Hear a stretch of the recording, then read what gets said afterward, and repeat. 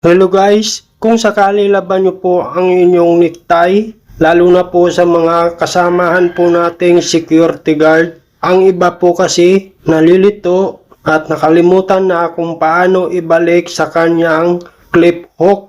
Madali lang naman itong gawin kung mapapanood nyo ang video na ito, lalo na sa mga baguhan na hindi pa po nakakaalam. Pagkatapos nyo po laban at natuyo na, ganito lang po ang inyong gagawin. Iikot lang po ang necktie sa clip hook na plastic, pakaliwa to pakanan.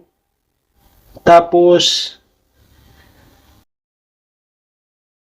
ipasok nyo po ang dulo ng necktie.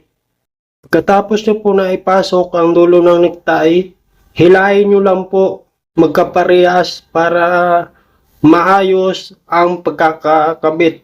Kung mayroon po kayong mga katanungan na hindi ko po nabanggit, mag-iwan na lang po ng mensahe sa ibaba para alam din po ng ibang manonood. Hanggang sa muli, bye-bye!